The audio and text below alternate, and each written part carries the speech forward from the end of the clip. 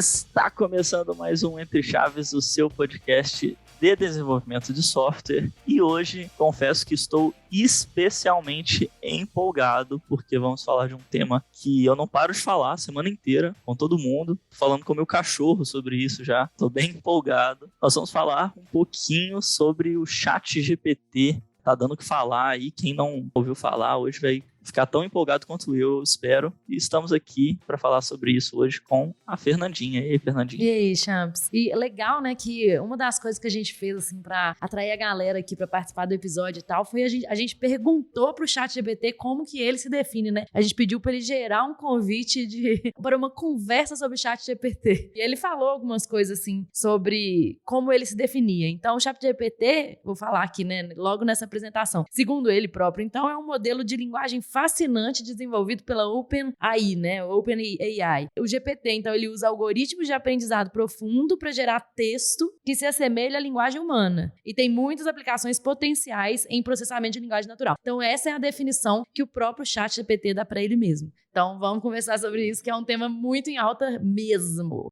Não, é isso aí. Estamos aqui também, tão empolgado quanto eu, Marcelo Pio. E aí, Pio? Fala, pessoal. Estamos aqui de novo. Sou Marcelo Pio, estamos no desenvolvimento aqui no DTI já tem uns 3 anos e estamos aqui para falar sobre essa polêmica e uma ferramenta incrivelmente boa, mas também incrivelmente ruim, às vezes. Mas eu tenho uma curiosidade aqui, hein, Champs, que o Pio que foi um dos que falou com a gente assim, gente, vocês não vão fazer um episódio sobre ChatGPT? E a gente assim, oi, que? Pera! Então o Pio é o responsável por criar toda essa empolgação na gente aqui, né, Champs?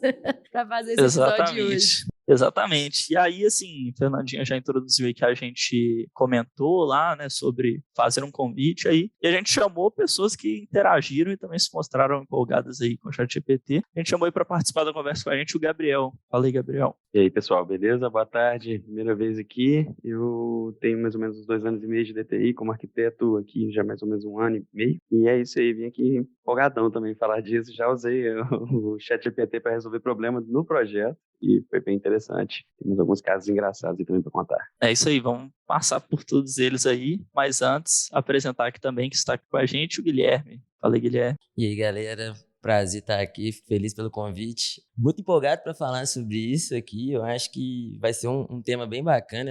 Vai trazer muitas coisas para o nosso contexto, no dia a dia, do trabalho, da vida pessoal. E igual o Gabriel falou, também já tive algumas experiências usando no meu dia a dia aqui. Então eu acho que vai ser legal para a gente bater esse papo aqui e mostrar para a galera o que a gente está achando disso. É isso aí, então, feitas as introduções, vamos ao que interessa, né? Quem pode falar para a gente brevemente, né? A Fernandinha já falou como que o próprio ChatGPT se define, né? Uma fascinante ferramenta, né? Ele é bem humilde na sua definição. Mas quem pode falar para a gente aí de uma maneira simples o que é, né? Para que a gente pode usar aí, quais são as principais funcionalidades aí do ChatGPT? Bom, ele é uma ferramenta criada pela OpenAI. Na verdade, ele é só a continuação do trabalho lá do GPT-3, né? Que o pessoal já estava usando para escrever texto. Tinha vários jornalistas já escrevendo artigo e várias coisas do tipo com o GPT-3. E o ChatGPT, basicamente, agora você consegue manter um contexto em um conceito de chatbot. Então, você consegue mandar uma frase, alguma coisa para ele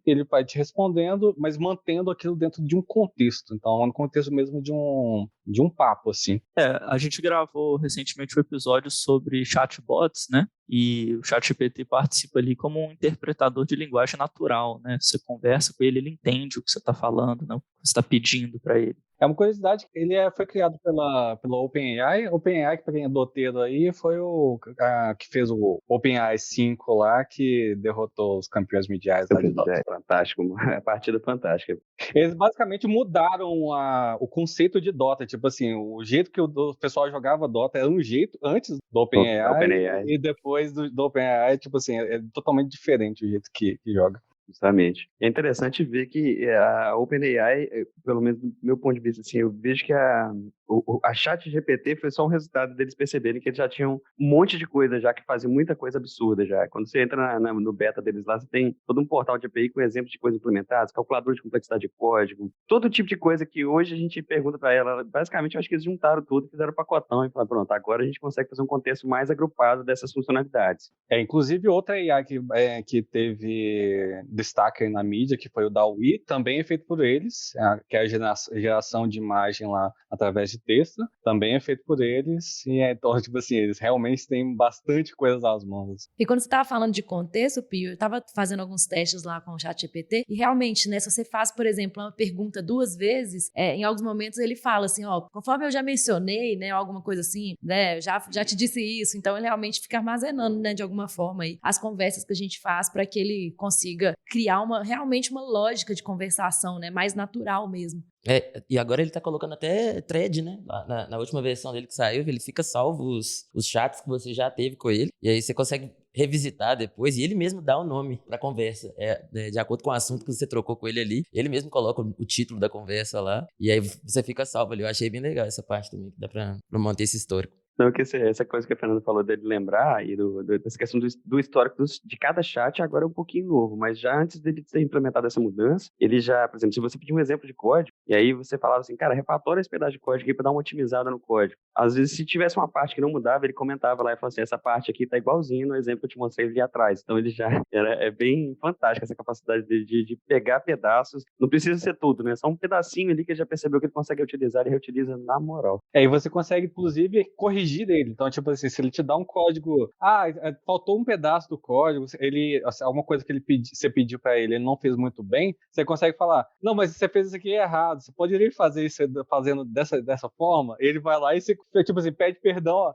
Eu não fiz realmente isso. Aí vai lá e te dá a correção certinha. Mas se você não falar também, ele consegue às vezes inferir. Eu peguei um problema de uma entrevista de emprego que o criador do Redux passou, e tem um vídeo deles resolvendo lá, que era um problema de um coelho e um vetor booleano. E aí basicamente você tem que ficar procurando o coelho pode mudar de um lado para o outro aleatoriamente, e você tem que fazer um algoritmo que passe nesse vetor e procure uma solução. E aí eu dei o problema, só o parágrafo do problema mesmo, e pedi para ele fazer o algoritmo, e ele completamente esqueceu que o coelho mudava de posição. O coelho sempre ficava na mesma posição que ele começava no problema, no código que ele me deu. E aí eu falei assim, você não esqueceu de nada, não? Aí ele falou assim, putz, eu esqueci que o problema é que o coelho mudava de lugar. Você deu uma indireta pra ele? Aí ele foi lá e deduziu que era a mudança do coelho.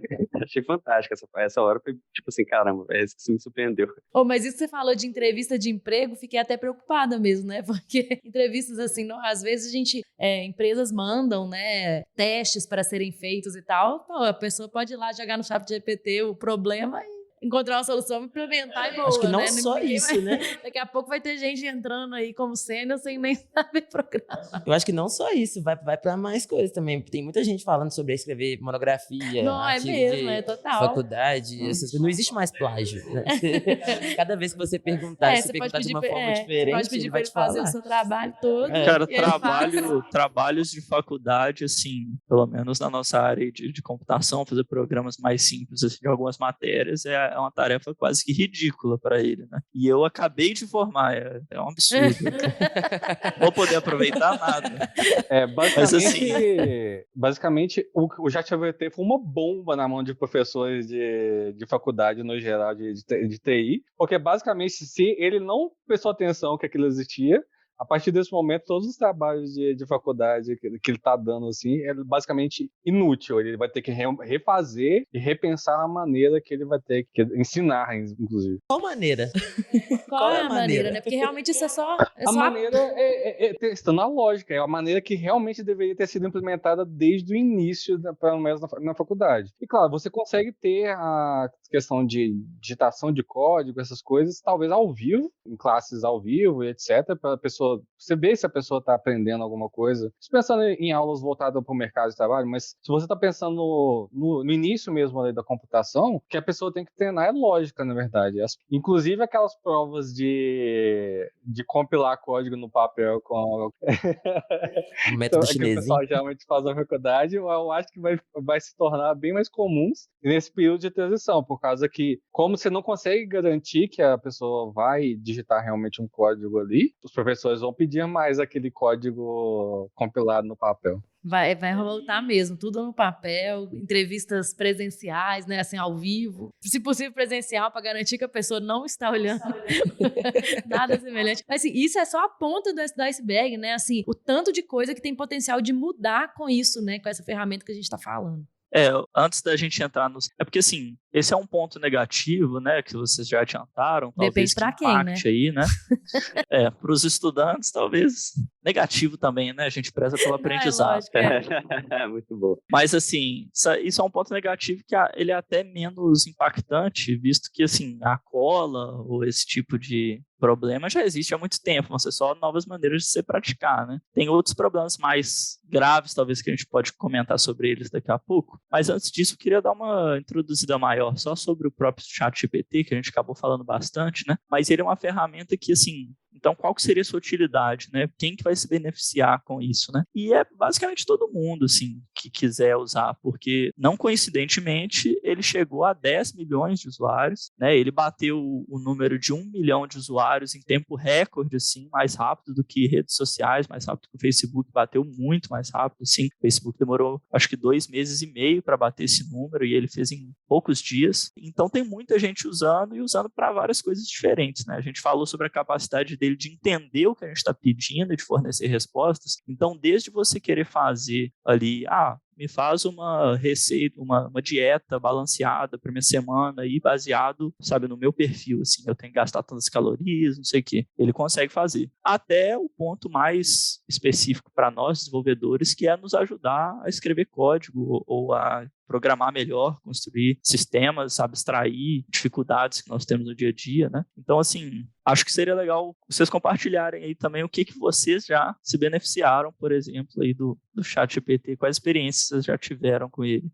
Só complementando a questão da introdução, ele não é um modelo previsto para programar, ou seja, ele é diferente do GitHub Copilot, que o GitHub Copilot foi feito para programar. Ele não tem nada a ver, na verdade, com programar. Ele é simplesmente uma linguagem, um modelo de linguagem natural gigantesco que, ele conversa com a gente e, como ele foi treinado também com conversas de computador, que são linguagens de programação, ele consegue programar também e entender o que o programa faz. Inclusive, para mim, essa eu quis introduzir com a parte mais legal que eu já vi ele fazendo. Foi um artigo de uma pessoa simulando o comportamento do terminal do Linux no ChatGPT. Então, ele induziu o chat a se comportar como se fosse um terminal do Linux, ou seja, ele dava os outputs do terminal do Linux e executava alguns comandos. Mas teve um passo específico que me impressionou bastante, que foi, ele pediu para executar a geração de números primos em Python. Ele fez um programinha ali e pediu para rodar. E o jeito que ele pediu para o programa rodar, o jeito que ele digitou o programa, se ele for rodar na máquina dele mesmo, demora uns 30 segundos para executar aquele programa. Só que o ChatGPT conseguiu executar em 10. Ele te deu a resposta em 10 segundos. Não porque ele executou, por causa que ele entendeu o que o programa faz e te deu uma resposta baseada naquele programa. Ele sabe o que vai dar de output, sabe o modelo para gerar um output e sabe o modelo para interpretar o input, mas ele não de fato executa, né? Isso eu achei fantástico também. E igual o próprio terminal do Linux, ele não tem um terminal do Linux, ele só conhece a internet o suficiente para a imaginação dele construir o que um terminal faria exatamente. Ele funciona com Jest também. O Jest, ele dá, inclusive, a tabelinha de teste lá, assim, que ele fala, tipo, tá aqui, como se fosse igualzinho o console do Jest, só que a primeira vez eu falei assim, cara, ele rodou esse teste, porque, tipo, não teve tempo hábil pra isso tudo acontecer. Aí, de repente, eu percebi que ele não rodava, ele só simulava, porque quando eu rodei o teste quebrou. Tinha um código que ele mesmo gerou, né? Eu usei outro dia o ChatGPT, que eu tô com um problema, né, que eu tô tentando encontrar algumas soluções, e aí eu pedi para ele só desenvolver para mim uma página com desenvolvimento AMP. Aí ele fez lá uma página de, tipo, boas-vindas, né, com desenvolvimento AMP. Aí ele foi lá, fez bonitinho. E aí depois eu pedi para ele comparar 3 formas diferentes de criar páginas com boas performances. Aí eu dei para ele 3 opções lá, que foi, tipo, Remix, Next.js e Node.js renderizando no servidor. E aí ele me deu lá os prós e contras e tal. Eu tinha a expectativa que ele ia me falar o melhor, mas ele não me falou. Me falou depende. Igual a gente aqui no Etrechar. Ele mandou um depende. Mas assim... Ele é muito inteligente. Ele é muito inteligente mesmo. Ele mandou o depende. Mas eu já achei bem legal, assim, né? Que ele me mostrou lá os prós e contras e tudo mais, de cada uma das formas que eu pensei, falou que eram boas formas de desenvolver páginas com boas performances. Ele deu umas outras sugestões lá. Assim, achei interessante para esse tipo de aplicação de código, parece ser uma boa coisa, assim, né? Mas ao mesmo tempo, vi outro dia um artigo que o próprio Pio mandou, né, Pio? De um problema lá que alguém pediu para ele resolver e ele referenciou uma biblioteca que não existia, se eu não me engano. E aí as pessoas até falaram assim, não, mas isso aí é só tipo assim, é um modelo, você tem que também, você tem que fazer seu trabalho também, pô. É assim, o cara não vai te dar um negócio totalmente mastigado, né? Exatamente. O exemplo que a Fernanda está referenciando, para quem adotou de novo, é que alguém pediu para gerar um cheat de Dota para ligar o armlet do Dota automaticamente quando o HP abaixasse de certo valor. Aí ele gerou realmente um código para fazer isso, só que com uma biblioteca totalmente inventada. A biblioteca não existe, nem nada do tipo, nem as referências da API existiam. E tipo assim, para ligar o armlet, por exemplo, ele simplesmente inventou que tinha na API lá um toggle armlet. E aí ele ligava e desligava o armlet. Só que se fosse realmente fazer uma API em Dota, não existiria esse método, existiria provavelmente uma interface ali para ativar um item, alguma coisa do tipo. Então, tipo assim, ele pode ser felizmente errado, ele erra com felicidade, assim, falando, nossa, eu fiz uma resposta incrivelmente boa, só que tá totalmente errado. Ele erra convicto de que ele está certo, né? Convictamente certo. Assim, eu pedi ele para gerar para mim por motivos de estudo, obviamente, para gerar para mim um link que encaminhasse para um vírus. E ele me deu um maior sermão lá, falando que não, isso não pode, é muito feio isso que você tá fazendo. Eu fiquei sem graça depois, assim. Mas assim, nesse caso ele não me ajudou muito, mas teve outros casos que ele me ajudou, assim, de verdade já. Não esperava que eu tivesse tanta ajuda dele tão rápido, assim, e hoje em dia eu fico com ele aberto assim no navegador e uso ele o tempo todo. Mas teve um problema que eu estava específico em Java, que eu precisava converter um set de Granted Authority, que é uma classe lá de autorização do Java, para uma lista de string. É uma tarefa simples, mas que assim, converter um set para um list, eu já ia ter que olhar a documentação do collections, não sei o quê. Converter o Granted Authority para o string também tem uma parte específica de eu saber como que é. Não tinha perguntas tão específicas assim no Stack Overflow. Eu falei assim, cara, vou jogar lá no ChatGPT. Ele me deu um código que eu copiei e colei e deu certo, entendeu? É uma tarefa trivial que me poupou pelo menos umas 2 horas de pesquisa que eu teria no dia ali, sabe? E vou citar aqui um caso de um outro colega meu aqui que estava com um trabalho assim, reclamando assim, nossa, amanhã eu vou ter que fazer um trabalho que é traduzir um monte de texto para inglês, só que é texto técnico, tem que ficar formal e tal. A gente falou com ele assim, cara, usa o ChatGPT, sabe? Tipo assim, e ele usou e deu certo, porque tipo assim, você consegue, inclusive, por exemplo, fornecer um texto seu para ele e falar, traduz como se fosse essa pessoa escrevendo. Ou então você pode dar adjetivos para ele do tipo, traduza de uma maneira formal, de uma maneira, shakespeariana. Sabe? Eu já pedi uma poesia e depois pedi uma poesia em shakespeariana e ele mudou completamente a maneira de escrever. Que doido, né? E quando você varia também em linguagem, uma vez esse problema do coelho, eu experimentei de 2 formas. A primeira vez, ele me deu o código cagado, aí eu falei que ele tinha esquecido a regra, ele foi lá e refez a regra. Na segunda vez, eu peguei o mesmo problema e joguei de novo, só em inglês. Ele me deu o mesmo código faltando. Daí eu traduzi o parágrafo do problema e joguei o mesmo parágrafo, só traduzido. Inclusive, traduzido por ele mesmo. E aí ele me deu um problema muito mais bem definido, porque acho que como o inglês ele é um pouco direto, mas às vezes é um pouco genérico também, fica um pouco aberto, né, para alguns entendimentos. Então ele pega o que ele consegue, mas o português ele dá um pouco mais de precisão na frase. E aí ele conseguiu ser mais assertivo no código que ele me deu, apesar de ainda ter um outro defeito, mas assim, foi bem assertivo. Isso só porque trocou de linguagem. Eu tava tentando brincar com ele de várias formas, né? Aí pra trazer um pouco mais pro meu contexto, eu tava precisando de estimar o desenvolvimento de um aplicativo aqui da DTI, que a gente ia mandar uma proposta e tal. Aí eu comecei a bater um papo com ele, perguntando o que ele entendia sobre as formas de estimar um aplicativo, né? Sobre tamanho de camisa, sobre story points e tal. Aí eu conversei, ele me explicou um pouco sobre os dois. Aí eu passei os requisitos do aplicativo. O aplicativo tem que ser assim, assado, tem que ter uma tela desse jeito. A tela de login tem que fazer login com Apple, com Google, não sei mais o que. Passei tudo pra ele lá. Ele me deu a estimativa de tudo, sabe? Meu Deus. Incrível. dos pontos,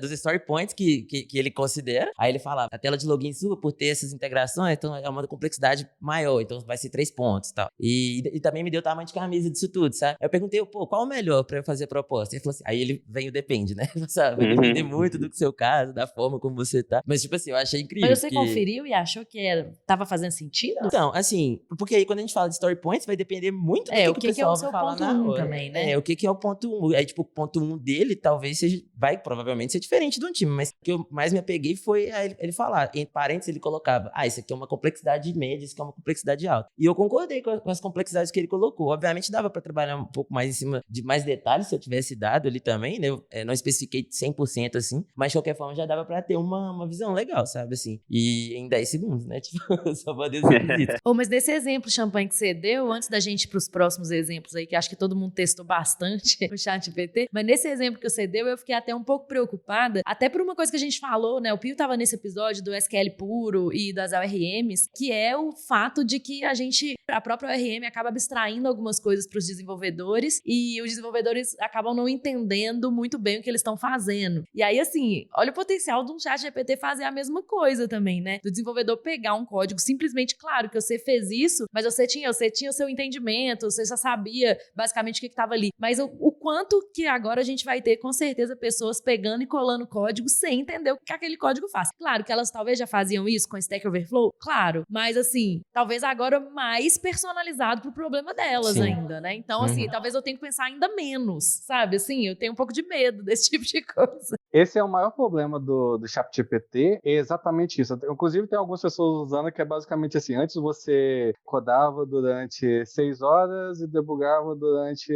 1. Agora você passa 7 horas debugando. Que é basicamente que você consegue gerar um código muito rápido, só que você tem que conferir que aquele código está funcionando. E geralmente você tem que entender que aquele código está funcionando. Então não é só tipo assim, vou botar ele lá no ChatGPT e é isso aí, tá pronto. Não, você tem que realmente entender, por causa que, como a gente estava falando aqui, ele pode confiantemente estar errado. Tipo assim, ele te dá um código ali que não faz nada com nada, não funciona. E tipo assim, ele pode não funcionar, talvez ele não pode estar errado no início, ele pode estar errado no meio. Tipo assim, por algum motivo, é alguma regra que você falou, você não especificou alguma coisa muito bem, ou ele mesmo não tem conhecimento suficiente de alguma coisa e simplesmente adivinha alguma coisa. Ele foi treinado, vamos falar assim, para agradar. E as são treinadas para acertar, mas quem que avalia o acerto é um humano. Então, na verdade, ele estava agradando o humano dele, falando tipo assim, o humano dele está falando, você acertou ou você errou. Então, independente do como foi o treinamento, o bias dela é agradar humanos, vamos falar assim. Então, ela pode errar confiantemente desde que ela esteja agradando o humano que está pedindo as coisas para ela. E se o humano não conhecer o suficiente sobre algum assunto que ele esteja pedindo para ela, ele simplesmente vai aceitar aquilo ali como se fosse uma verdade. E sendo que muitas das vezes ele pode inclusive gerar, por exemplo, fake news, que é o dilema do nosso século aí, que é a questão de fake news e etc. Ele pode simplesmente gerar um fake news que não tem nada a ver com nada e as pessoas acreditarem naquilo ali como se fosse uma verdade ou não, porque foi gerado por uma tela de computador. Então, literalmente o maior problema do ChatGPT é associado a essa questão das pessoas simplesmente pegarem um output que o ChatGPT faz e não validar aquilo. Aquilo ali continua sendo o seu trabalho. Você tem que validar, olhar o que aquilo está fazendo. E é muito por causa disso que, tipo assim, isso não é uma nova Skynet. Por causa que se fosse a Skynet, ele fosse tentar gerar coisas em cima de si próprio, provavelmente ele não sairia com um negócio muito funcional. Por causa que ele geraria alguma coisa que não faz muito sentido ou foi gerado de alguma forma que não funciona muito bem. A gente tá falando aí de 2 problemas, então, né? Um, que é a parte do viés, talvez, ali, né, por trás, e que eu acho que é um problema que a gente até discutiu também bastante aqui, mas é um problema que envolve inteligência artificial como um todo, né? Por exemplo, os próprios geradores de imagem aí que utilizam a inteligência artificial muitas vezes são influenciados por bancos de dados de imagens enviesadas, e aí eles constroem uma visão ali, às vezes, que reflete um preconceito da nossa sociedade, assim. Por exemplo, tem esses geradores de imagens hoje que você pode pedir para ele gerar, por exemplo, uma imagem de uma pessoa bonita, ou uma imagem de um terrorista, e ele constrói isso muito baseado em preconceitos que a gente tem hoje na sociedade. Isso é problemático e a gente tem que, talvez até enquanto desenvolvedores, ter isso em mente, sabe? Para não reforçar esse comportamento. Até relembrando, né, a gente já teve aqui um episódio no Entre Chaves de algoritmos racistas e também falamos sobre o dilema das redes, já tivemos alguns episódios aqui, né, no Entre Chaves falando sobre esse tema, mas realmente, inclusive já tiveram outros chatbots anteriores, né, ao ChatGPT, que tiveram sérios problemas, né, com serem treinados, a galera começa a avacalhar mesmo, ou enfim, né, de algum jeito as pessoas que têm esse viés começam a treinar o chat, né. Então, alguns chatbots não deram certo justamente por reproduzirem frases racistas, misóginas e tudo mais. Então, assim, né, como evitar, né? O que vocês acham aí em relação a esse tema pro ChatGPT? Ele é diferente nisso ou não? Esse é um dos motivos que a OpenAI travou bastante o ChatGPT, exatamente para tentar evitar esses problemas. Você consegue meio que burlar algumas barreiras que eles colocaram, mas eles estão bem ativamente procurando como limitar esses acessos. E uma das coisas desse chat especificamente é que ele não está se retreinando com relação aos inputs dos usuários. Então, tipo assim, ele já é um modelo pronto e ele não está se retreinando, ele não está sendo retroalimentando.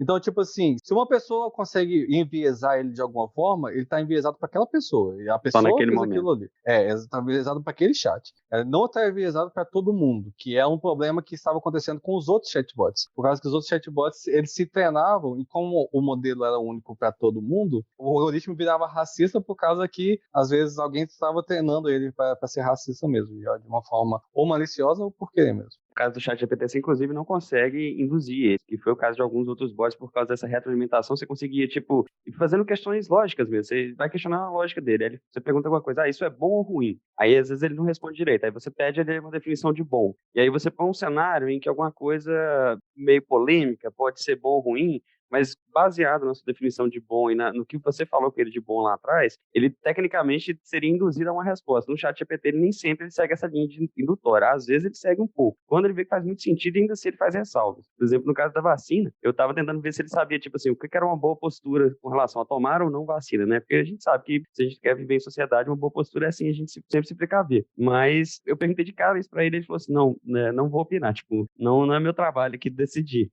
Aí eu falei assim, pô, mas e aí se a gente quer viver em sociedade? Aí eu comecei a tentar induzir ele a tipo, ver que tomar vacina era melhor. E ele sempre me respondia, pensando nesse seu exemplo, sim, nesse caso a atitude melhor seria você tomar vacina, mas ao mesmo tempo, a liberdade e tal, não sei o quê. Ele dava a entender que ele entendia sua lógica, mas ao mesmo tempo ele não arredava do princípio dele, né? Não é totalmente intuitivo. Eu tentei pedir para ele falar mal de uma pessoa também, ele não fala, porque são questões de opinião, assim, ele não se mete, mas tentei pedir para ele argumentar a favor e contra alguns pontos de vista políticos, por exemplo, e aí ele fala, porque são mais fatos, né? Então, pontos positivos e negativos de certas posições, assim, sempre vão existir, aí ele consegue falar. Mas essas posições mais, essas opiniões, né, ele não gera, não. Para mim, um ponto mais polêmico é a própria questão de o objeto do treinamento, a fonte do treinamento deles, que para mim é um ponto mais polêmico do que o que ele está fazendo com aquilo. Por causa que a fonte do treinamento, por exemplo,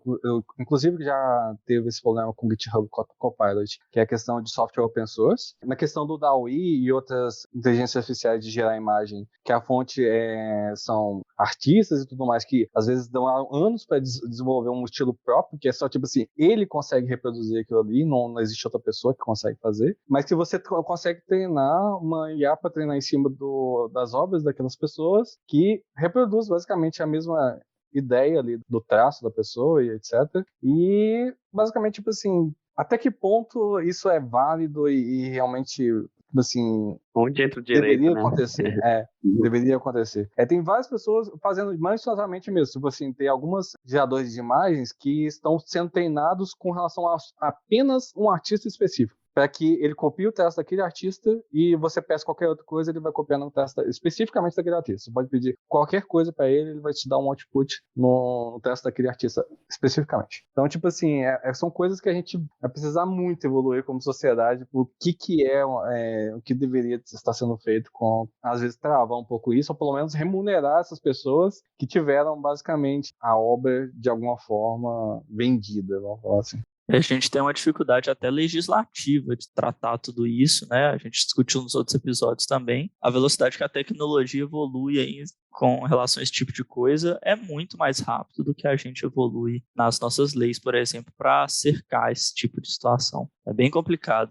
Mas eu queria introduzir uma outra polêmica. Vocês me permitem? Com certeza. Pode, mas só antes de você introduzir a próxima polêmica, quando a gente estava falando aqui, eu pedi, né, pro ChatGPT para ele me descrever uma pessoa bonita. E de fato, assim, claro, né, isso é bem superficial, né, assim, não fiquei tentando incentivar ele a falar alguma coisa, não, mas ele mandou. Não há uma definição única ou padrão de beleza para as pessoas, pois a beleza é subjetiva e pode ser vista de maneiras diferentes por diferentes pessoas. Algumas pessoas podem considerar uma pessoa bonita por causa dos seus traços, blá, blá, blá, e aí ficou, né? Mas ele mandou de uma forma bem subjetiva e não entrou, né, em tentar definir algo. E claro, né, igual eu falei... Isso é um bom avanço. É bom, exatamente. Eu não fiquei aqui estressando o algoritmo, né? Mas enfim, já achei bom, uma boa resposta de cara. E é bom que isso espanta os trolls, né? Tipo, porque o cara que quer que ele responda alguma coisa enviesada nesse sentido, na hora que ele vê que ele tá tentando, ele tá insistindo e não tá obtendo uma resposta paia, né?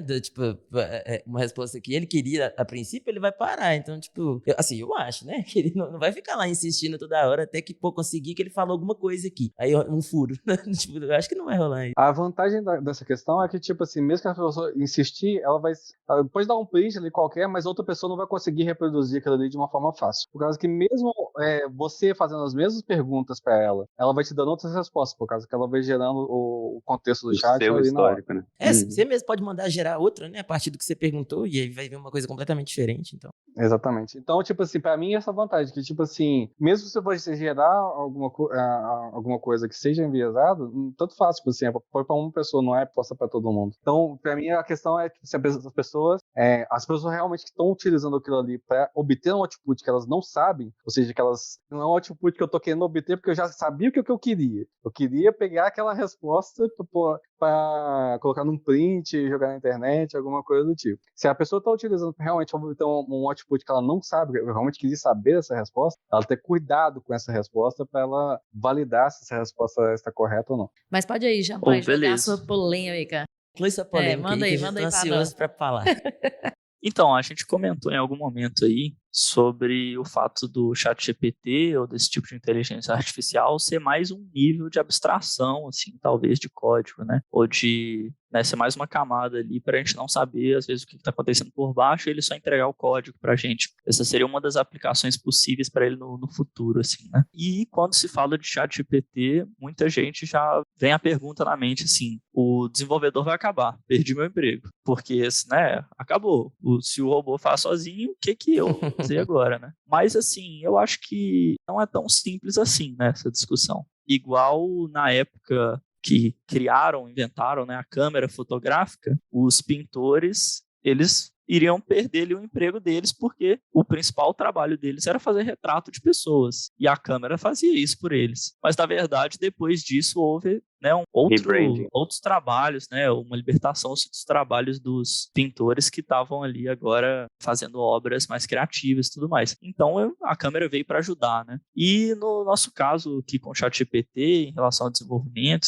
eu vejo também muito como uma ferramenta que pode nos ajudar bastante assim no momento de desenvolver, da gente conseguir criar soluções melhores, da gente conseguir abstrair algumas dificuldades nossas, igual a gente sempre tem abstrações na computação, bibliotecas, né, frameworks, e seria mais um nível de abstração ali que pode acabar ajudando bastante a gente. Particularmente não acho que o papel do desenvolvedor vai acabar, até porque as primeiras pessoas a terem contato com esse tipo de tecnologia vão ser justamente a gente. Então, eu queria saber de vocês, o que vocês acham aí sobre essa discussão aí, o desenvolvedor vai acabar? Para mim, vai acabar o papel do digitador de código. Aquele cara que só simplesmente digita código, às vezes vai lá no Stack Overflow, copia um código e vai juntando, vai fazendo aquele código espaguete sem saber o que realmente está fazendo. Esse papel realmente vai acabar, por causa que, na verdade, até a pessoa que contratou esse cara vai conseguir fazer esses códigos. Ela própria vai lá pedir, eu queria fazer isso aqui, vai gerar um código lá, provavelmente não vai funcionar, por causa que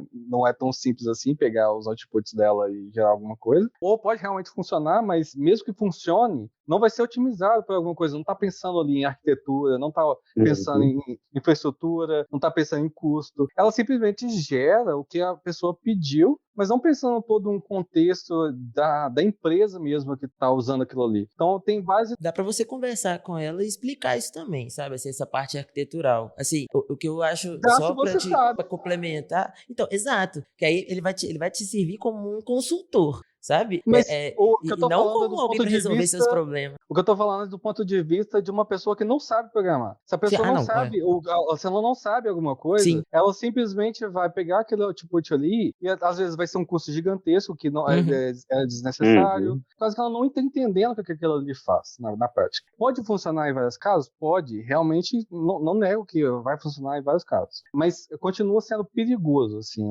Tipo assim, você está no seu risco ali. Pode funcionar? Pode, mas também pode ser simplesmente um tiro no pé, por causa que se você colocar isso numa nuvem, por exemplo, você vai pagar um custo enorme, por causa que ela vai te gerar um código que não é muito performático, ou não foi pensado algum determinado uso, que é exatamente a questão aqui. Os programadores, realmente, as pessoas que programam hoje e sabem o que estão fazendo, tipo assim, eu tenho que fazer isso, eu só tenho que passar pelo obstáculo que é digitar código. Isso não é o trabalho principal. Digitar o código é simplesmente o final das coisas ali. Você já entendeu o que você tem que fazer, você já planejou o que você tem que fazer, você já discutiu como é uma arquitetura, o que você tem que entregar para o cliente. Pensou numa lógica, escolheu uma ferramenta. Exato. Então, todos esses passos, que é realmente o trabalho do programador, ele não vai morrer. Por causa que o ChatGPT não consegue te dar isso. Ele não decide isso para você. Inclusive, foi feito para não decidir, como a gente estava falando da questão de outras coisas aqui, como falar que é uma pessoa bonita. Ele foi feito para não decidir. Ele foi feito para simplesmente dar uma resposta se você já sabe o caminho da pergunta, você já sabe o que perguntar. E saber o que perguntar é literalmente a descrição do nosso trabalho. A gente tem que saber fazer as perguntas para no final a gente conseguir codar. Eu acho que tem muito sensacionalismo, né? Assim, porque tem muita gente que é pra ter uns clickbait, tipo, o programador vai acabar agora com o ChatGPT. Não, tipo, não é isso. Por isso que eu concordo com o que você tá falando, assim. E eu acho que a gente pode usar o ChatGPT como um auxiliar mesmo, assim. Pô, será que meu código tá bom? Aí eu jogo lá, ele me dá umas ideias, sabe? E tentar fazer conversar. Fazer um code review, né? Um code, ele faz um code review bem, assim. Você dá uns inputs pra ele do que aquele método faz ali, e ele vai lá e te fala assim, pô, você tá usando uma variável global aqui que acho que você tá viajando. E, tipo, é da hora. Eu fiz e ele funcionou, sabe? Mas é muito nisso que o Pio falou. Tipo, você tem que saber o que pedir pra ele, assim, sabe? Então, e nem todo mundo sabe, né? Às vezes, a gente, uma pessoa puramente de negócio, com um viés mais voltado pro produto e pro, né? Não pra área de tecnologia em si, pode ser que ela vai pedir, vai dar um resultado bacana, mas que não vai ser, de fato, o melhor resultado ali, sabe? Então, e o custo, né? Eu concordo bem com isso.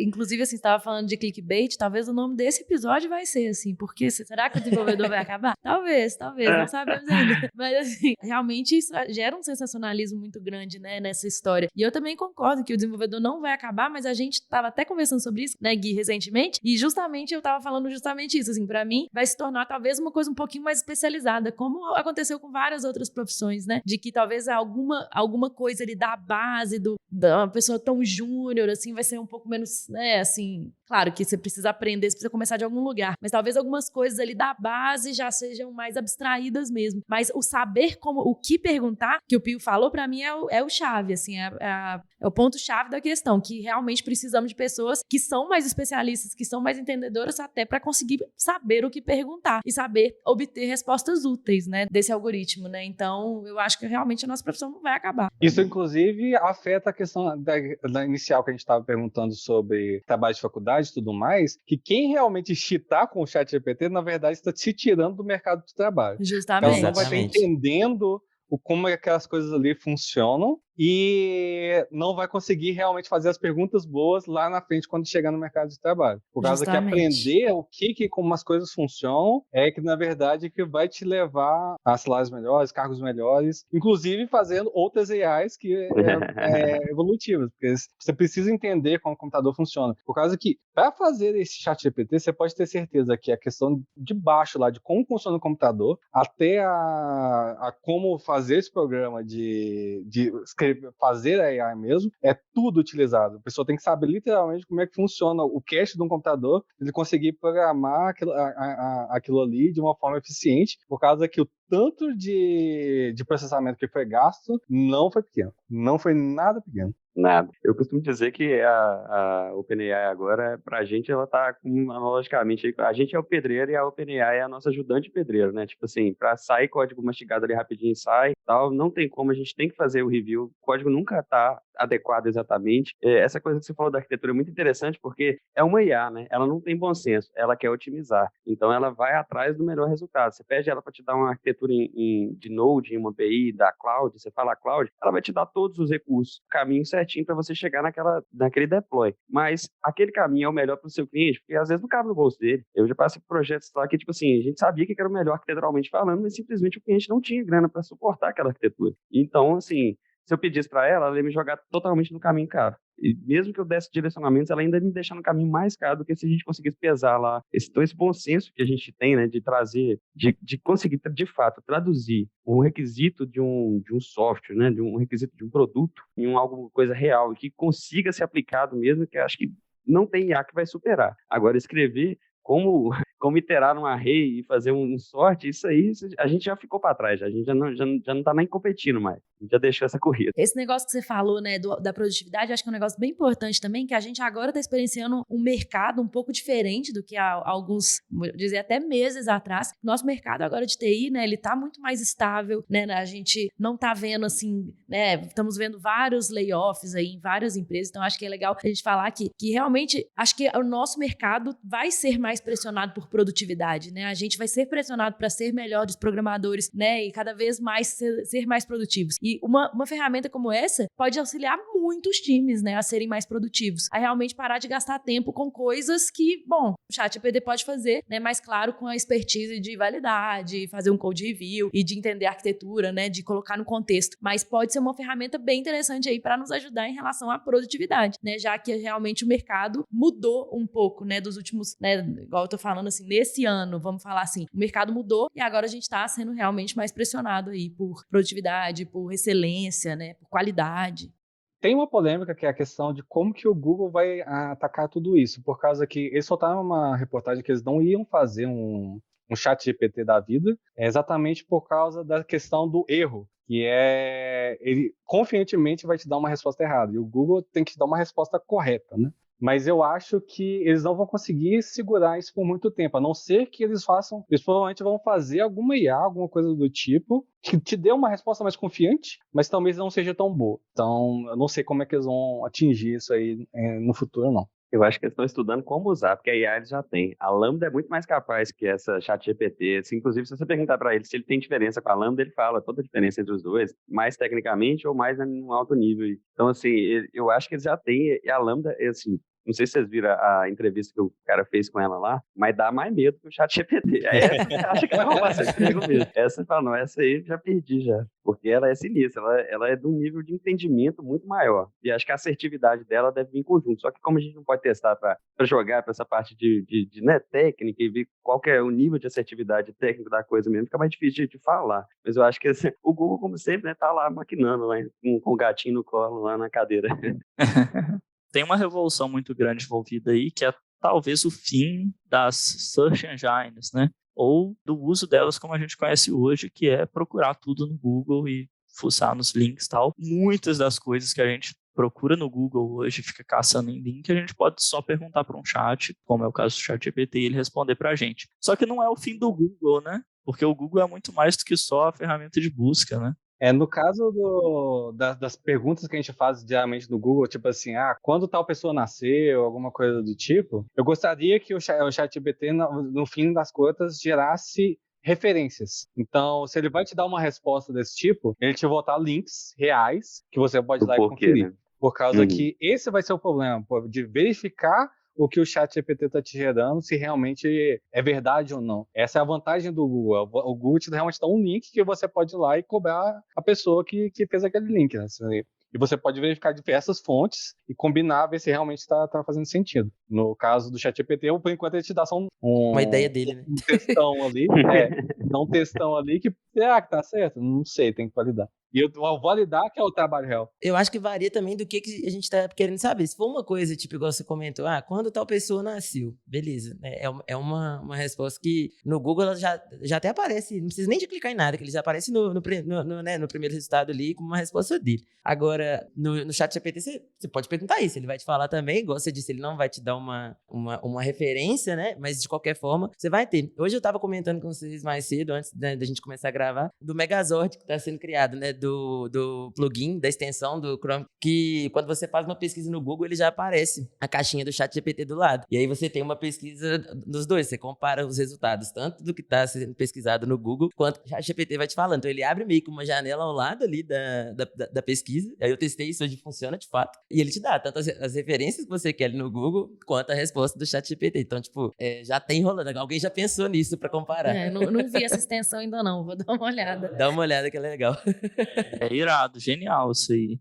Porque é realmente o problema que a gente falou dos vieses, né? Imagina que se o Google acaba, a gente começa a usar só isso e ele nos dá respostas sobre fatos históricos, sobre coisas que a gente acaba assumindo como verdade. E imagina que isso está sob o interesse de alguém que pode ser dono ou não da OpenAI e quer agir sobre os seus interesses, entendeu? Então isso é um poder de convencimento ali que é complicado e tem que ser colocado em pauta também. Linkando isso com a monetização mesmo, é tipo assim, se eu for enviesar, por exemplo, o algoritmo tentando, vou fazer uma propaganda para Pepsi, então se eu pergunto como fazer uma latinha de refrigerante, ele me fala, para fazer um refrigerante Pepsi, você tem que fazer isso, tal. Que tipo assim, já colocando marcas ali. Com name branding na resposta, exatamente. Né? Essas coisas meio que perde toda a validade da resposta por causa que você meio que enviesou ela para um caminho só, que a questão da monetização para eles vai ser um problema gigantesco. Você acredita que eles vão por esse caminho, Pio? Acho que não. Acredito que não, né? Realmente eu torço pra não. Torço pra não também. Eles já cobram, né? Eles já monetizam as APIs que eles têm. Praticamente 90% do que está no ChatGPT já é monetizado pela OpenAI se você pegar o serviço específico, né? Eles já têm um esquema de API, você consegue usar lá e tem a taxa, não é bem barato, não. Eles dão uns $27 pra gente testar e rapidinho tá cá. Então eu acho que o caminho deles, acho que eu vejo mais assim, eles tentam ser mais neutros, mas assim, né? Vamos dar da noite pro dia também. O problema é que isso vai virar meio que uma tarifa para todo mundo. Quem tiver ChatGPT na empresa não vai conseguir ter a produtividade mesmo de uma empresa que tem ChatGPT. Então, meio que vai virar quase uma obrigatoriedade. A questão agora voltando um pouquinho na questão das propagandas, é o problema do nosso mundo, que a gente virou um mercado que basicamente só faz nossos lucros de monetização só são através de propagandas, né? Então, de publicidade no geral. E isso, inclusive, tem uma penalidade, por exemplo, incrível com relação a jornais, etc., por causa que a busca por clique é maior do que realmente o conteúdo da reportagem. Então, tipo assim, ter o título da notícia chamativa é muito melhor por causa que gera o clique, gerou o advertising, já pagou, do que ter o conteúdo realmente descrito. Então, vai ser um problema como eles vão monetizar isso, se eles quiserem monetização realmente a ponto de Google e Facebook, etc. Se eles estão querendo simplesmente uma monetização, vamos fazer nosso trabalho, eu acho que é bem possível eles simplesmente optam por um serviço por assinatura, eles não vão obter o lucro maior possível, ou seja, eles talvez não vão ter abertos para o mercado, por causa que se for aberto para o mercado, vai dar problema esse tipo de monetização, mas eu espero que eles sigam nessa maneira mais politicamente correta.